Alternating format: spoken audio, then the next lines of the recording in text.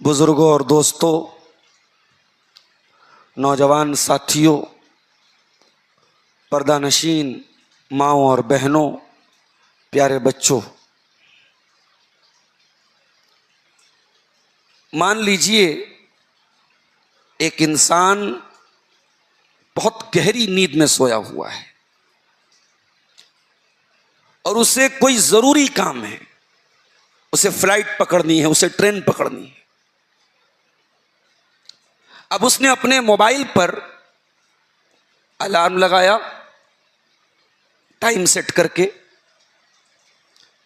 اور اس نے ایک الارم نہیں لگایا، اس نے 4-5 الارم لگائے کہ بھائی میری نیند کھل جائے وقت سے۔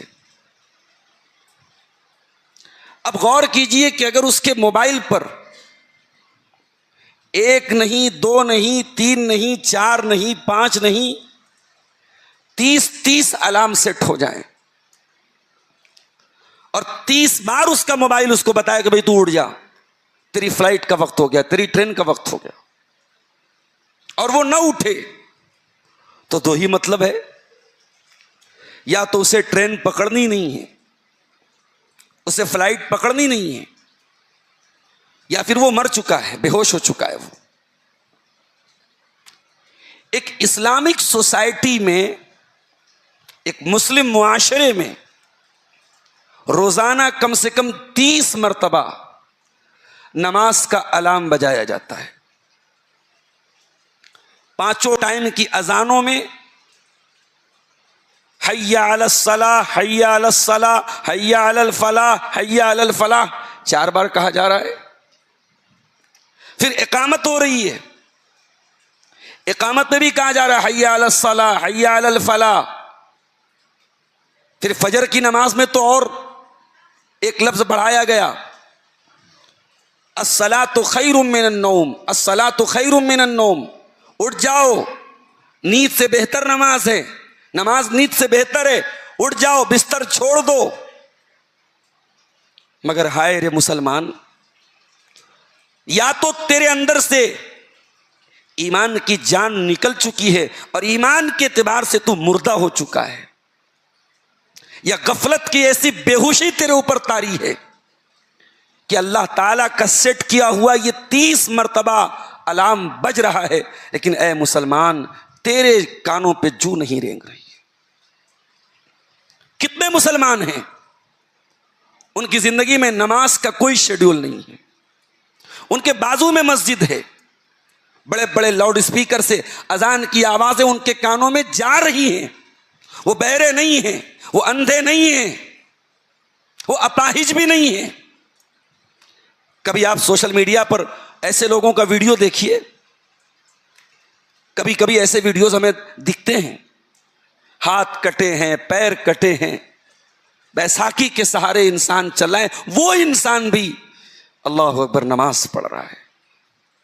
اے انسان، تو کتنا بڑا ناشکرا ہے، تیرے ہاتھ سلامت ہیں، تیرے پیر سلامت ہیں، تیری باڈی صحیح ہے، تیرا شریر بالکل تندرست ہے، ہیلدی ہے، تجھے ایک بار شرم نہیں آتی؟ اپنے رب کے سامنے تو سجدہ کر لے، تجھے نماز سے کوئی تعلق نہیں، تیری زندگی میں تیرے رب کی عبادت کے لیے کوئی جگہ نہیں، کوئی وقت نہیں۔ قرآن کریم کی ایک آیت میں نے آپ کے سامنے پڑھی ہے خطبہ مسنونہ کے بعد، یہ قرآن کے 16ویں پارے کی آیت ہے، سورہ مریم کی۔ اچھا، قرآن کی صورتیں تو سب ماشاءاللہ بہت پیاری ہیں، پورا قرآن بہت پیارا ہے، لیکن قرآن کی کچھ صورتیں ایسی ہیں جن کی تلاوت میں بڑا مزہ آتا ہے، جن کو سننے میں بڑا لطف آتا ہے۔ آپ کسی اچھے قاری کی آواز میں سورہ مریم لگا لیجئے، کانوں میں ہیڈ فون لگا لیجئے، ایئر فون لگا لیجئے، واللہ ایسا لگے گا کہ روح کے اندر ایک نئی تازگی محسوس ہو رہی ہے۔ بڑی عجیب سی کشش ہے سورہ مریم کے اندر۔ سورہ مریم میں اللہ نے اپنے نبیوں کے واقعات بیان کیے۔ سب سے پہلے اللہ نے زکریا علیہ السلام کا واقعہ بیان کیا، پھر حضرت مریم کا اور حضرت عیسیٰ کا واقعہ بیان کیا، پھر ابراہیم علیہ السلام کا واقعہ بیان کیا، پھر حضرت موسیٰ کا، حضرت عیسیٰ کا، حضرت ادریس کا، کئی واقعات اللہ نے بیان کیے۔ اللہ نے اپنے سارے نبیوں کے واقعات کو بیان کرنے کے بعد کنکلوژن کے طور پہ، نتیجے کے طور پہ ایک بات کہی ہے، وہ ذرا غور سے سنیے. یہ تھوڑی دیر بند کر دیجئے، مجھے نا تھوڑی الجھن ہوتی ہے آواز سے، پھر نماز کے دوران اس کو شروع کر دیں گے. اللہ نے کئی نبیوں کے واقعات بیان کیے، اور واقعات بیان کرنے کے بعد اب اللہ کیا کہہ رہا ہے ذرا غور سے سنیے گا. فَخَلَفَ مِن بَعْدِهِمْ خَلْفٌ أَضَاعُوا الصَّلَاةَ وَاتَّبَعُوا الشَّهَوَاتِ. میرے نبیوں کے جانے کے بعد، میرے رسولوں کے جانے کے بعد، میرے پیغمبروں کے جانے کے بعد ایسے نالائق لوگ آئے، ایسے نالائق لوگ آئے جنہوں نے نماز کو برباد کیا. یہ جملہ قابل غور ہے. نماز چھوڑنا الگ چیز ہے، ہم نماز چھوڑ نہیں رہے، ہم نماز برباد کر رہے ہیں. بھائی نماز ایک انسان ٹرین میں سفر کر رہا ہے، آج حالات ٹرین میں نماز پڑھنے کے لائق نہیں ہے، تو وہاں تو ہم کہہ سکتے نماز اس کی چھوٹ گئی. ایک آدمی ایروپلین میں سفر کر رہا ہے، اس کی نماز چھوٹ گئی تو ہم کہہ سکتے صاحب نماز چھوٹ گئی. ایک انسان اپنے بڑے ضروری کام میں لگا ہے، بزنس میں لگا ہے، دکان میں لگا ہے، تو ہم کہہ سکتے ہیں اس نے نماز چھوڑ دیا. یہاں تو صاحب بیٹھ کے فیس بک پر ریلز دیکھی جا رہی ہیں، یہاں بیٹھ کر کے انسٹاگرام پر گندی گندی ویڈیوز دیکھی جا رہی ہیں، یہاں بیٹھ کر کے فری فائر اور پب جی کے گیم کھیلے جا رہے ہیں، یہاں بیٹھ کر کے چائے کے ہوٹلوں پر بکواس ہو رہی ہے، اور اس کے بعد اذان کی آواز آ رہی ہے اور ہم نماز نہیں پڑھ رہے، ہم نماز چھوڑ نہیں رہے، ہم نماز کو برباد کر رہے ہیں. اللہ کہہ رہا ہے فَخَلَفَ مِن بَعْدِهِمْ خَلْفٌ، میرے نبیوں کے جانے کے بعد ایسے نالائق لوگ آئے، اضاعوا الصلاۃ، جنہوں نے نماز کو برباد کر دیا، واتبعوا الشہوات، اور انہوں نے اپنی شہوتوں کی پیروی کی، اپنی ڈیزائرز کو فالو کیا، اپنی اچھاؤں کے پیچھے پیچھے چلے. یہ بھی غور کر لیجئے گا، زندگی میں نماز نہیں رہے گی تو اس کا آٹومیٹک یہ رزلٹ آئے گا کہ آپ خواہشات کے پیروکار ہو جائیں گے. یہ ولگیرٹی، یہ زناکاری، یہ شراب، یہ اسموکنگ، یہ ڈرگس، ان تمام چیزوں کی جڑ کے پیچھے نماز کا چھوڑنا بھی ہے میرے ساتھیو. ایک نماز چھوڑنا ہمیں لگتا ہے ایک گناہ ہے، نہیں، یہ نماز کا چھوڑنا بہت سارے گناہوں کی جڑ ہے میرے پیارے بھائیوں.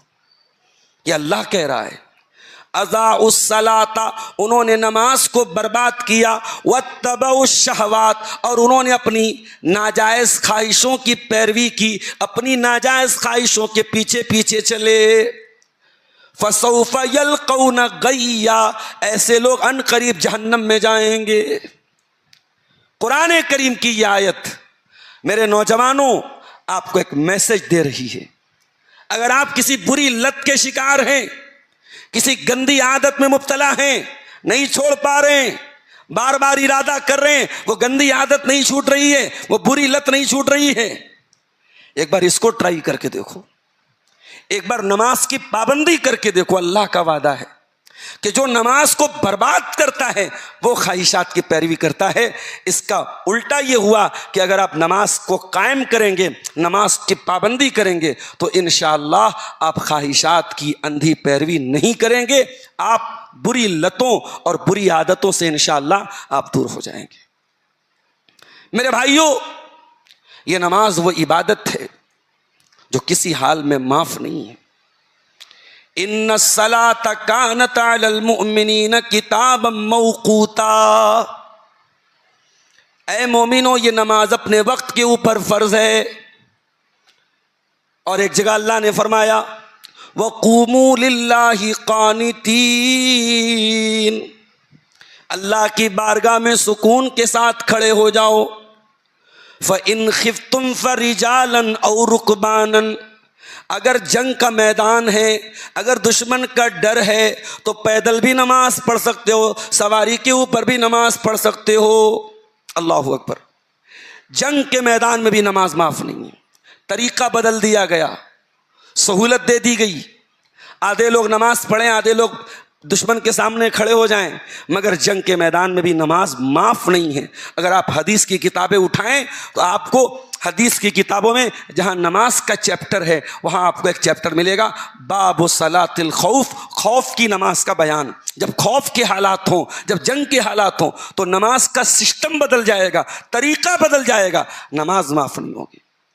فَإِنْ خِفْتُمْ فَرِجَالًا أَوْ رُكْبَانًا، اگر تمہیں خوف ہے تو تم پیدل بھی نماز پڑھ سکتے ہو، تم سواری پر بھی نماز پڑھ سکتے ہو۔ فَإِذَا أَمِنْتُمْ فَاذْكُرُوا اللَّهَ كَمَا عَلَّمَكُمْ مَا لَمْ تَكُونُوا تَعْلَمُونَ، جب امن کے حالات آ جائیں، جب نارمل حالات آ جائیں تو تم نماز ویسے ہی پڑھو جیسے اللہ نے تم کو سکھائی ہے۔ یہ نماز کسی حال میں معاف نہیں ہے۔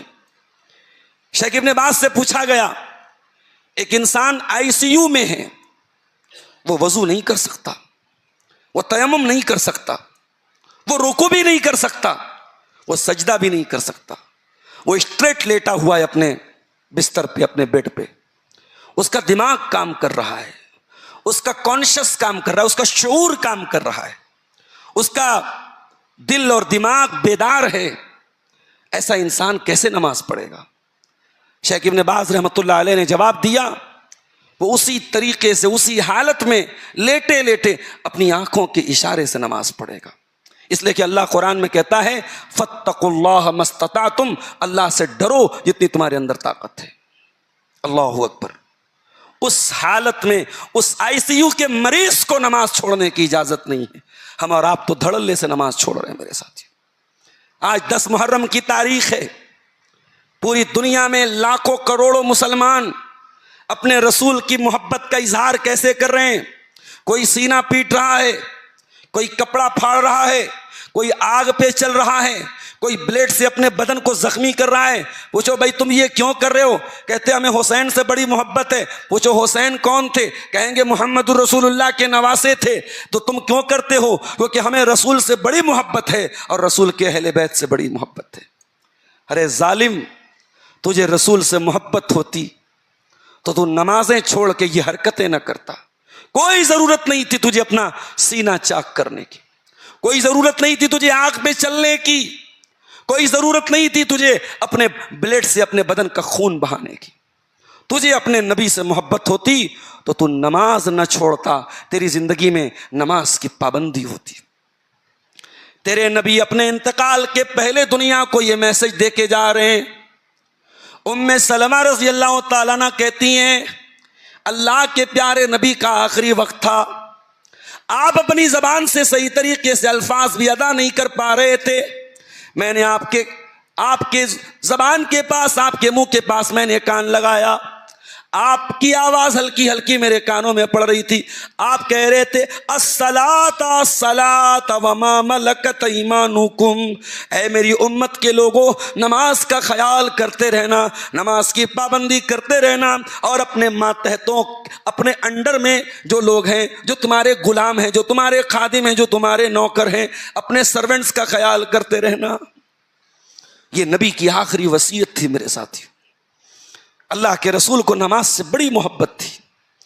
جب آپ ٹینشن میں ہوتے تھے، جب آپ پریشانی میں ہوتے تھے، آپ کہتے تھے یا بلال ارحنا بالصلاۃ، اے بلال، اللہ کا آخری نبی ٹینشن میں، اللہ کے آخری نبی تکلیف میں، اے بلال جلدی سے اذان دے دو، جلدی سے نماز کھڑی ہو جائے تاکہ محمد رسول اللہ کو سکون مل جائے۔ نماز کے ذریعے میرے نبی کو سکون ملتا تھا۔ میرے نبی فرمایا کرتے تھے جعلت قرۃ عینی فی الصلاۃ، نماز میری آنکھوں کی ٹھنڈک ہے، نماز میرے دل کا سکون ہے، نماز میری آنکھوں کی ٹھنڈک ہے۔ اور یہ صرف آخری نبی کا معاملہ نہیں ہے، سارے نبیوں نے نماز کو قائم کیا ہے۔ وَجَعَلْنَاهُمْ أَئِمَّةً يَهْدُونَ بِأَمْرِنَا لما صبروا وأوحينا إليهم فعل الخيرات وإقام الصلاة وإيتاء الزكاة، ہم نے سارے نبیوں کو نماز کا حکم دیا، سارے نبیوں نے نماز قائم کی۔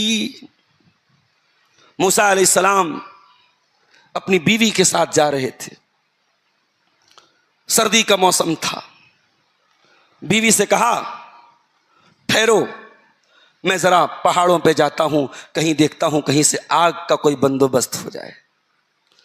نبیوں نے یہ سبق بھی دیا. ایک مومن کی پہچان یہ ہے کہ اسے اپنی فیملی کی فکر ہو. فیملی کے معاملے میں کیئرلیس ہو جانے والا, لاپرواہ ہو جانے والا, وہ سچا مومن نہیں ہے. سچا مومن وہ ہے جسے اپنی فیملی کی فکر ہو. موسیٰ علیہ السلام نے کہا اپنی بیوی سے کہ رکو, میں ذرا ٹھنڈک بہت زیادہ ہے, سردی بہت زیادہ ہے, میں آگ کا بندوبست کرتا ہوں. گئے, وادی طوا میں پہنچے. پہاڑوں کے بیچ میں ایک وادی تھی جس کا نام وادی طوا تھا. وہاں اللہ نے آواز دی موسیٰ کو, اے موسیٰ یہ بڑی مبارک وادی ہے, اپنا جوتا اپنا چپل اتار کے آؤ.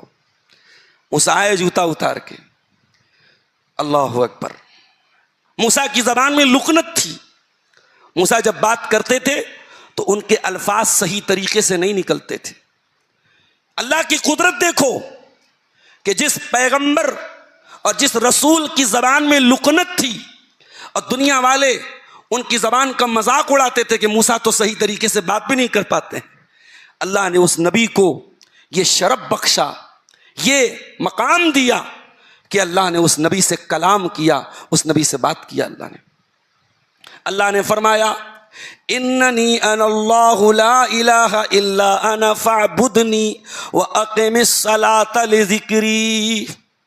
اے موسیٰ میں اللہ ہوں, میرے سوا کوئی عبادت کے لائق نہیں, تو میری عبادت کرنا اور مجھ کو یاد کرنے کے لیے تو نماز قائم کرنا. دیکھ رہے ہیں موسیٰ کو اللہ کس بات کا حکم دے رہا ہے, مجھے یاد کرنے کے لیے تو نماز قائم کرنا.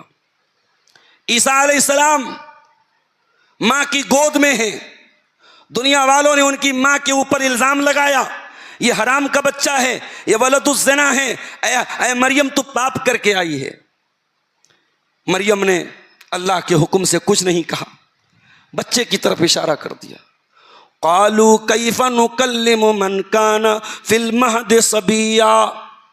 لوگوں نے کہا اے مریم ہم ایک دودھ پیتے بچے سے کیا بات کریں. فاشارت الی, حضرت مریم نے بچے کی طرف اشارہ کیا. لوگوں نے کہا اس دودھ پیتے بچے سے کیا بات کریں. قال انی عبد اللہ. اللہ کی قدرت دیکھو, اللہ کا معجزہ دیکھو. عیسیٰ علیہ السلام اپنی ماں کی گود میں ہیں, دودھ پیتے بچے ہیں اور بول پڑتے ہیں, کہتے او لوگو انی عبداللہ, میں اللہ کا بندہ ہوں. آتانی الکتاب, اللہ نے مجھ کو کتاب دی ہے. وجعلنی نبیا, اللہ نے مجھ کو نبی بنایا ہے. وجعلنی مبارکن اینما کنت, اللہ نے مجھے برکت والا بنایا ہے. واوصانی بالصلاۃ والزکاۃ ما دمت حیا, اور جب تک میں زندہ رہوں گا اللہ نے مجھ کو نماز کا حکم دیا, زکوٰۃ کا حکم دیا. اللہ اکبر. عیسیٰ اپنی ماں کی گود سے نماز کا تذکرہ کر رہے ہیں میرے ساتھی. اور آگے بڑھیے, ہم سب کے والد, ہم سب کے باپ, ہمارے نبی کے باپ ابراہیم علیہ السلام اللہ سے دعا کرتے ہیں, بڑی پیاری دعا. رب اجعلنی مقیم الصلاۃ, اے اللہ تو مجھ کو بھی نماز کا پابند بنا دے. ومن ذریتی, اور اے اللہ تو میری اولاد کو بھی نماز کا پابند بنا دے. یہ بھی یاد رکھیے, نماز کی صرف آپ انڈیویژولی پابندی کریں یہ کافی نہیں, پوری فیملی نماز کی پابند بنے, اس بات کی چنتا کیجیے. آپ عورتیں غور سے سنیں, آپ نماز پڑھ رہی ہیں اور آپ کی جوان بیٹیاں نماز نہیں پڑھ رہی ہیں تو آپ اللہ کے یہاں بچ نہیں پائیں گے. یاد رکھیے نماز کی پابندی بھی کرنا ہے اور اپنی پوری فیملی کو نماز کا پابند بنانا ہے میرے ساتھی. 7 سال کا بچہ نابالغ ہوتا ہے, 7 سال کا بچہ بالغ نہیں ہوتا, مگر اللہ کے پیارے نبی نے فرمایا مرو اولادکم بالصلاۃ وہم ابناء 7, جب تمہارے بچے 7 سال کے ہو جائیں ان کو نماز کا حکم دو. واضربوہم علیہا وہم ابناء 10, اور جب تمہارے بچے 10 سال کے ہو جائیں اور نماز نہ پڑھیں تو ان کی پٹائی کرو. تو نماز ہمیں خود بھی پڑھنا ہے اور اپنے گھر والوں کو بھی پڑھانا ہے. اور یہ بھی یاد رکھو میرے پیارے ساتھی, نماز نہ پڑھنا یہ جہنمیوں کی پہلی کوالٹی ہوگی، جہنمیوں کی پہلی پہچان ہوگی. وہ دنیا میں نماز نہیں پڑھتے تھے. قرآن کا 29واں پارہ اٹھاؤ، اللہ فرماتا ہے جب جنتی جنت میں چلے جائیں گے، جہنمی جہنم میں چلے جائیں گے، تو جنتی دیکھیں گے ان کی جان پہچان کے کچھ لوگ جہنم میں پہنچ گئے. وہ جنت میں بیٹھے بیٹھے اللہ تعالیٰ ایسا راستہ نکال دے گا، وہ جنت میں بیٹھے بیٹھے جہنمیوں سے کنورسیشن کریں گے، گفتگو کریں گے، کہیں گے ما سلککم فی سقر، اے میرے بھائی، اے میرے بھتیجے، اے میرے دوست، اے میرے محلے میں رہنے والے، اے میرے پڑوس میں رہنے والے، تو جہنم میں کیسے پہنچ گیا؟ اب جہنمیوں کا جواب سنیے. قالوا لم نک من المصلین، جہنمی کہے گا ہم نماز نہیں پڑھتے تھے، ہم نمازی نہیں تھے. یہ جہنمیوں کی پہلی پہچان ہوگی. صحابہ کرام کے دور میں منافق کی پہچان ہوتی تھی جو جماعت میں نظر نہ آئے، جو مسجد میں نظر نہ آئے، کیونکہ صحابہ نے اپنے نبی سے سنا تھا العہد الذی بیننا وبینہم ترک الصلاۃ. اللہ کے نبی فرماتے ہیں ہمارے درمیان اور کافروں کے درمیان اگر کوئی چیز فرق کرتی ہے تو نماز کرتی ہے. میرے پیارے نبی کبھی بد دعا نہیں کرتے تھے، آپ کی زبان سے جلدی بد دعا نہیں نکلتی تھی. بہت ریئر آپ نے کبھی کسی کے لیے بد دعا کی.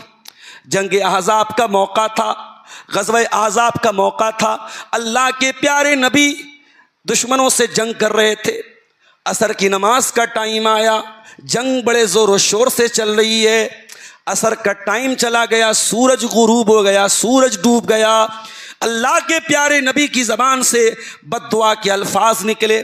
آپ نے فرمایا ملأ اللہ بیوتہم وقبورہم نارا، اللہ ان کے گھروں کو جہنم کی آگ سے بھر دے، اللہ ان کی قبروں کو جہنم کی آگ سے بھر دے. شغلونا عن الصلاۃ الوسطیٰ، ان کی وجہ سے ہماری عصر کی نماز قضا ہو گئی، ہماری عصر کی نماز چھوٹ گئی. اللہ اکبر. میرے بھائیوں، یہ 4 دن کی زندگی ہمیشہ نہیں رہے گی. اس حال میں نہ مرو کہ بے نمازی ہو کے مرو، مرو تو اس حال میں مرو کہ اللہ تعالیٰ جب روح نکالے، اللہ جب اٹھائے تو اس حال میں اٹھو کہ ہاں نماز کی پابندی کرتے تھے. اور یہ بات یاد رکھو، اگر آج دنیا میں اللہ کے آگے سجدہ نہیں کرو گے تو کل قیامت کے دن بھی سجدہ نہیں کر پاؤ گے. یوم یکشف عن ساق ویدعون الی السجود فلا یستطیعون، قیامت کے دن اللہ تعالیٰ اپنی پڈلی کو ظاہر کرے گا. قیامت کے دن اللہ تعالیٰ اپنی پڈلی کو ظاہر کرے گا اور تمام لوگوں کو سجدہ کا حکم دیا جائے گا، مگر کچھ بد نصیب سجدہ نہیں کر پائیں گے. خاشعۃ ابصارہم، ان کی آنکھیں جھکی ہوئی ہوں گی. ترحقہم ذلہ، ان کے چہرے پر ذلت اور رسوائی چھائی ہوئی ہوگی. وقد کانوا یدعون الی السجود وہم سالمون، دنیا میں ان کو نماز کا حکم دیا جاتا تھا مگر یہ نماز کی پابندی نہیں کرتے تھے. میرے عزیزو، نماز کی پابندی کرو، اور ایسی پابندی کرو کہ ایک ٹائم کی نماز چھوٹے تو لگے کہ ہاں کچھ مس ہو گیا، کچھ زندگی میں کمی آ گئی، کوئی چیز مس ہو رہی ہے. ایسی نماز کی پابندی کرو کہ نماز پڑھ لو تو ایک ریلیکس فیل ہو، ایک سکون محسوس ہو کہ ہاں ایک ذمہ داری میں نے ادا کر دی، ایک فریضہ میں نے ادا کر دیا.